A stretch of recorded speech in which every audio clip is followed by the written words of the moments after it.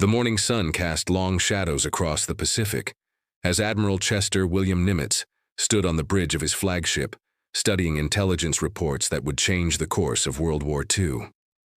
6 months after Pearl Harbor, the Japanese Empire seemed unstoppable, their naval forces sweeping across the Pacific like a tidal wave of steel and fire.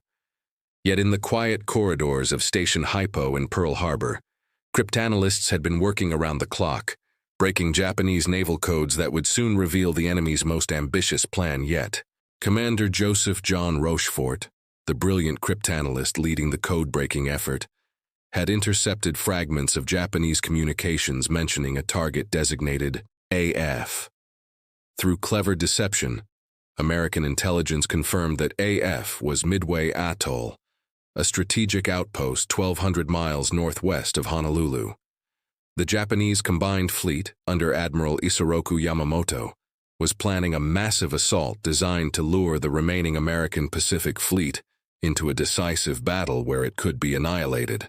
According to declassified Navy intelligence reports from the National Archives, the code-breaking success at Station Hypo provided Americans with unprecedented insight into Japanese naval operations, giving them a crucial advantage despite being heavily outnumbered. Yamamoto's plan was audacious in its scope. The Japanese would strike Midway with overwhelming force, using 4 aircraft carriers of the elite 1st Air Fleet, the same force that had devastated Pearl Harbor. The Akagi, Kaga, Hiryu, and Soryu would launch their aircraft against the tiny atoll, expecting the Americans to rush their remaining carriers to defend this vital outpost. Once the American fleet appeared, the Japanese would spring their trap, using superior numbers to crush what remained of American naval power in the Pacific. But the Americans knew they were coming. Admiral Nimitz, despite having only 3 operational aircraft carriers against Japan's 4, decided to accept the challenge.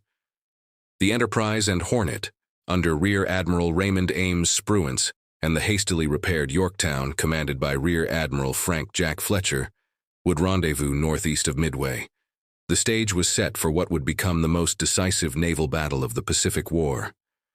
Captain Mark Andrew Mitcher of the Hornet felt the weight of responsibility as his pilots prepared their aircraft.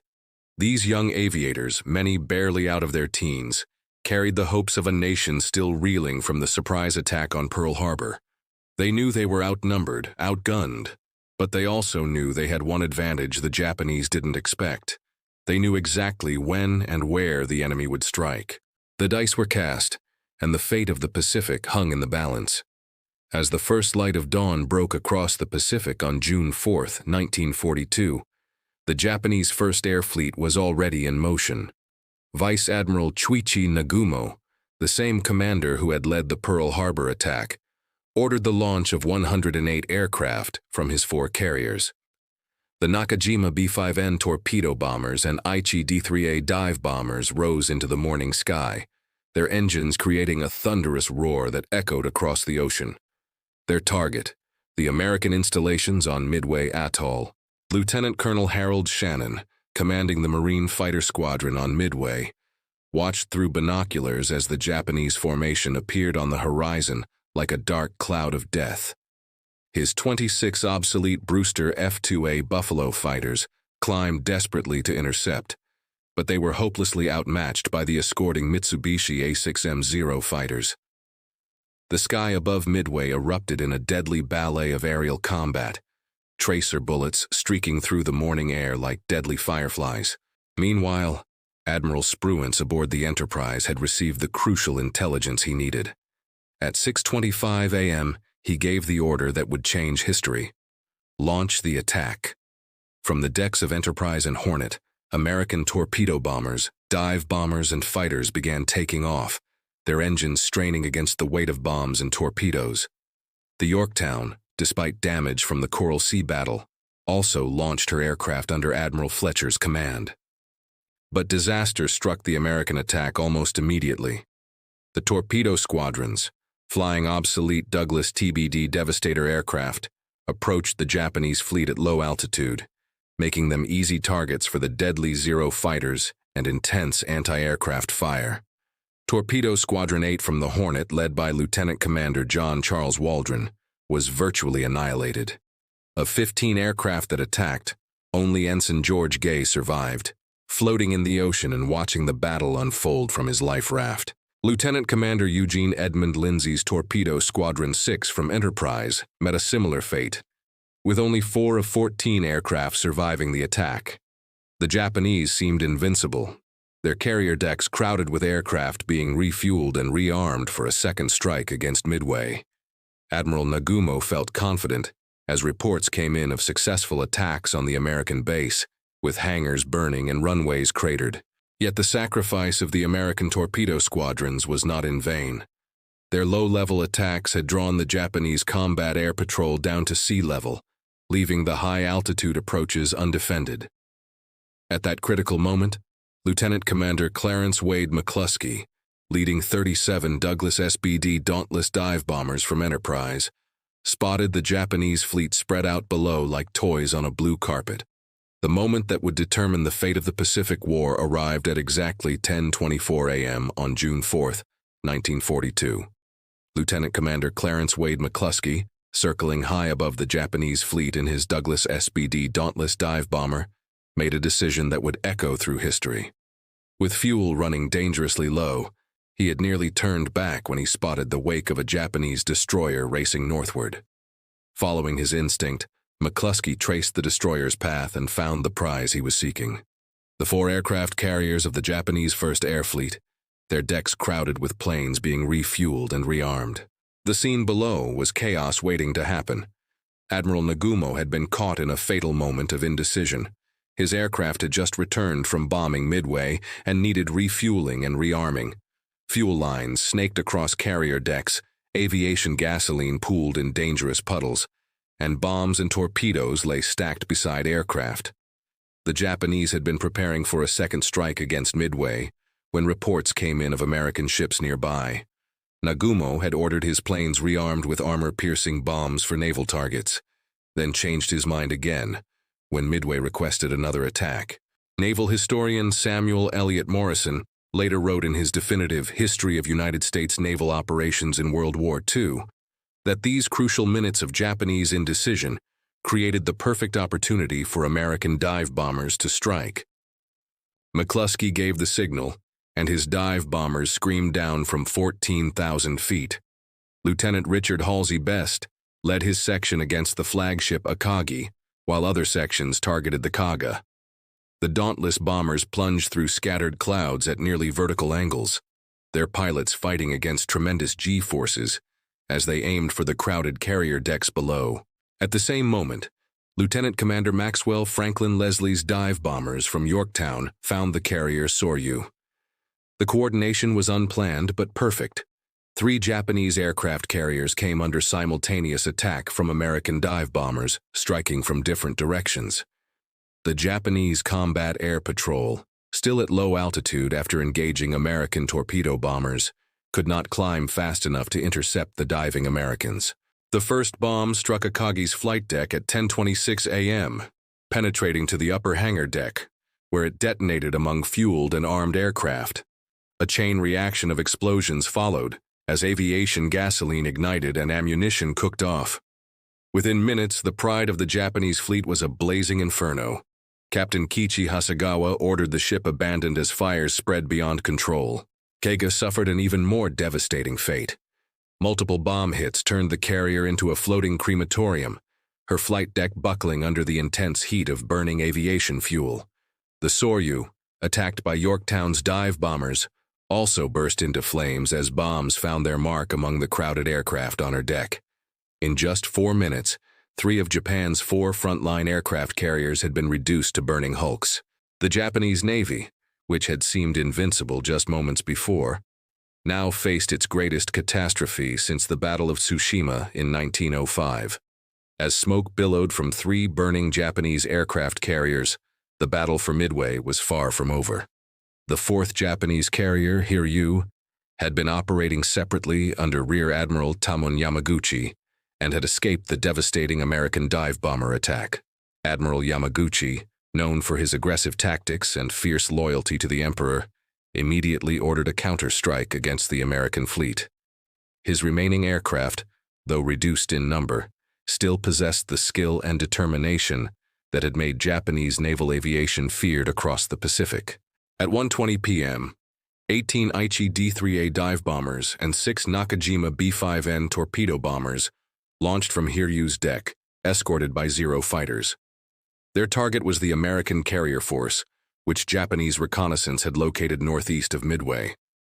Leading the attack was Lieutenant Commander Michio Kobayashi, a veteran pilot who had participated in the Pearl Harbor raid 6 months earlier.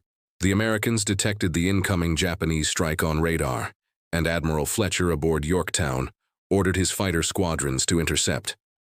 Grumman F-4F Wildcat fighters climbed to meet the threat, but the Japanese pilots showed why they were considered among the world's elite aviators. Despite heavy losses to American fighters and anti-aircraft fire, several Japanese dive bombers broke through the defensive screen. At 2:45 p.m., 3 bombs struck the Yorktown. The first bomb penetrated the flight deck and exploded on the hangar deck, starting fires among parked aircraft. The second bomb damaged the ship's boilers, reducing her speed to 6 knots. The third bomb started additional fires that filled the ship with choking smoke. Captain Elliot Buckmaster ordered damage control parties to fight the blazes, while trying to maintain his ship's operational capability. Meanwhile, Lieutenant Commander Richard Eugene Fleming led 6 Marine SBD Dauntless dive bombers from Midway in a desperate attack against the surviving Japanese carriers. Fleming's aircraft, damaged by anti-aircraft fire during his attack run against the heavy cruiser Mikuma, crashed into the ship's after turret in what may have been the first deliberate kamikaze attack of the Pacific War, though Fleming's intentions remain debated by historians. But the decisive blow against Hiryu came from an unexpected source. At 5 p.m., as the sun began to sink toward the western horizon, Lieutenant Commander Clarence Earl Dickinson led 24 dive bombers from Enterprise in a final attack against the last Japanese carrier. The Hiryu, having launched all available aircraft and with her flight deck crowded with maintenance crews, presented a vulnerable target. Dickinson's dive bombers attacked just as they had that morning, screaming down from high altitude with deadly precision. 4 direct hits transformed Hiryu into another floating inferno, her aviation fuel igniting in spectacular explosions that could be seen for miles. Admiral Yamaguchi, choosing to go down with his ship in accordance with ancient samurai tradition, remained aboard as the carrier's death throes began. By evening, all 4 carriers of the Japanese First Air Fleet, the same force that had attacked Pearl Harbor, were sinking or abandoned, their aircraft either destroyed or forced to ditch in the Pacific when they could not find a place to land. As darkness fell on June 4, 1942, Admiral Isoroku Yamamoto faced the greatest crisis of his naval career. From his flagship Yamato, positioned 300 miles west of Midway, he received devastating reports. All 4 aircraft carriers of the First Air Fleet were gone, along with their irreplaceable pilots and maintenance crews. The cream of Japanese naval aviation, trained over years of careful preparation, had been destroyed in a single day of combat. Yet Yamamoto was not ready to admit defeat. The brilliant strategist who had planned the Pearl Harbor attack now conceived one final gambit to salvage victory from the jaws of disaster. He would use his massive surface fleet, including the mighty battleship Yamato with her 18-inch guns, to close with Midway, under cover of darkness, and destroy the American carriers with overwhelming firepower. His cruisers and destroyers would bombard Midway's installations, while his battleships engaged any American vessels that dared to oppose them. Admiral Chester Nimitz, monitoring the battle from Pearl Harbor, faced an agonizing decision. His 3 carriers had achieved a stunning victory, but they were still outnumbered by the approaching Japanese surface forces. Should he risk his precious carriers in a night battle against superior Japanese forces? Or should he withdraw and preserve his fleet for future operations? Captain Buckmaster of the damaged Yorktown struggled to save his ship, as damage control parties worked frantically to repair bomb damage and fight spreading fires. The carrier, listing heavily and trailing oil, was attempting to reach Pearl Harbor when disaster struck again. At dawn on June 6th, the Japanese submarine I-168, commanded by Commander Yahachi Tanabe, had been stalking the wounded American vessel. According to official U.S. Navy records held at the Naval History and Heritage Command, the submarine attack on Yorktown represented one of the few Japanese successes during the entire Midway operation. Lieutenant Commander Tanabe fired a spread of 4 torpedoes at the listing American carrier. 2 struck home, causing massive explosions that broke the ship's back and sent tons of seawater flooding into her compartments. The Yorktown, veteran of the Coral Sea and hero of Midway, slowly rolled over and sank stern first, taking with her the hopes of American sailors who had fought so valiantly to save their ship. But even this success could not alter the strategic reality facing Japan. Admiral Spruance, now in tactical command of American forces after Fletcher's flagship was damaged, made the prudent decision to withdraw eastward, refusing to risk his remaining carriers in a night surface action. Yamamoto, realizing that without air cover his surface ships would be vulnerable to land-based aircraft from Midway at dawn, reluctantly ordered his forces to retire westward. The Battle of Midway was over. In 4 days of fighting, the Americans had destroyed 4 Japanese aircraft carriers, 1 heavy cruiser, and over 300 aircraft, while losing 1 carrier, 1 destroyer, and 150 aircraft. More importantly, Japan had lost many of her most experienced pilots, men who could not be easily replaced. The tide of war in the Pacific had turned. The aftermath of Midway revealed the true cost of America's stunning victory. As rescue vessels combed the Pacific searching for survivors, the human toll became apparent on both sides. American losses, while lighter than Japanese casualties, still represented the flower of naval aviation. Squadron after squadron had been decimated in the fierce fighting, with torpedo bomber crews suffering particularly heavy losses. Ensign George Gay, the sole survivor of Torpedo Squadron 8, floated in the Pacific for 30 hours before being rescued by a Catalina flying boat. His harrowing account of watching his squadron mates die one by one became a symbol of American courage under impossible odds. Gay had witnessed the entire battle from his life raft, including the destruction of the Japanese carriers, and his testimony provided valuable intelligence about Japanese damage control procedures. On the Japanese side, the losses were catastrophic and irreplaceable.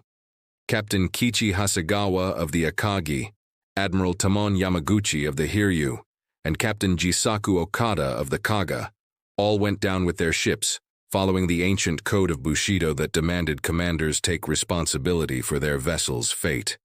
These experienced officers represented decades of naval expertise that could not be quickly replaced. Commander Mitsuo Fuchida, who had led the Pearl Harbor attack but was hospitalized with appendicitis during Midway, later wrote about the devastating impact on Japanese morale. The myth of Japanese invincibility, carefully cultivated since the Russo-Japanese War of 1904 and 1905, had been shattered in 4 minutes of American dive-bombing attacks. The strategic implications extended far beyond the immediate battle casualties. Japan's carrier construction program, while ambitious, could not quickly replace the 4 fleet carriers lost at Midway. More critically, the veteran air crews who had trained for years in preparation for war were gone forever. Japanese training programs, already strained by rapid expansion, would never again produce pilots of the same caliber as those lost in the burning carriers. Admiral Yamamoto, returning to Japan aboard his flagship Yamato, knew that his nation's best hope for victory had died with the carriers at Midway. The plan to force America into a negotiated peace by destroying its Pacific fleet had failed utterly. Instead, America now possessed the initiative in the Pacific, and its massive industrial capacity was just beginning to mobilize for war. Emperor Hirohito, receiving the devastating news at the Imperial Palace in Tokyo, ordered strict censorship to prevent the Japanese people from learning the extent of the disaster. Families of lost airmen were told their loved ones had died in glorious battle, but the true scope of the defeat remained hidden from the public. The emperor himself understood that Japan's position had become precarious, though he could not yet foresee the full consequences of Admiral Nagumo's defeat. In Washington, President Franklin Delano Roosevelt received news of the victory with quiet satisfaction, knowing that America had achieved its first major victory against Japan since the war began. The reverberations of Midway spread across the Pacific like ripples from a stone dropped in still water. Within weeks, American codebreakers at Station Hypo were reading increased Japanese communications about defensive preparations, indicating that the Imperial Navy was shifting from offensive to defensive operations. The psychological impact proved as important as the material losses, as Japanese commanders began to doubt their ability to achieve quick victories against American forces. Admiral Ernest Joseph King, Chief of Naval Operations in Washington, immediately recognized the strategic opportunity created by Midway. American forces could now take the offensive, and King pushed for an aggressive campaign to exploit Japanese weakness. The target he selected was Guadalcanal in the Solomon Islands, where Japanese forces were building an airfield that could threaten Allied supply lines to Australia. On August 7, 1942, just 2 months after Midway, American Marines landed on Guadalcanal in the first major Allied offensive operation in the Pacific. The timing was no coincidence. Midway had eliminated Japanese carrier aviation as an effective force, allowing American amphibious operations to proceed without fear of devastating air attacks from experienced carrier pilots. The Japanese response to Guadalcanal revealed how profoundly Midway had damaged their capabilities. Instead of the coordinated carrier strikes that had characterized earlier Japanese operations, their forces were reduced to piecemeal night attacks by individual ships and submarines. The skilled carrier pilots who might have provided effective air support were resting on the bottom of the Pacific, 2 miles beneath the surface near Midway Atoll. Lieutenant Commander Clarence Wade McCluskey, whose dive bombers had struck the fatal blow against the Japanese carriers, found himself promoted and assigned to train new pilots in dive bombing techniques. His after-action reports became standard reading at naval aviation schools, where instructors emphasized the importance of persistence and initiative in combat. McCluskey's decision to continue searching when his fuel was running low had changed the course of the war. Meanwhile, Japanese shipyards worked frantically to replace the lost carriers, but the challenges went beyond mere construction. The Shokaku-class carriers Zuikaku and Shokaku, survivors of the Pearl Harbor attack, sat in port for months, while Japan struggled to find qualified pilots to man their aircraft. New pilots hastily trained to replace Midway's casualties lacked the experience and skill of their predecessors. By December 1942, American industrial production had reached levels that dwarfed Japanese capabilities. The Essex-class aircraft carriers rolling off American shipyards would soon outnumber the entire Japanese fleet, while pilot training programs graduated thousands of aviators to replace those lost in combat. The strategic balance in the Pacific had fundamentally shifted, and Japan's window for achieving a negotiated peace had closed forever. Admiral Yamamoto, reflecting on the year's events from his headquarters in Truk, knew that Japan's only hope now lay in making any American advance so costly that war-weary Americans might still seek a compromise peace. The true measure of Midway's significance became clear as 1943 unfolded. American forces, emboldened by their stunning victory, launched offensive operations across the Pacific that would have been impossible while Japanese carrier aviation remained intact.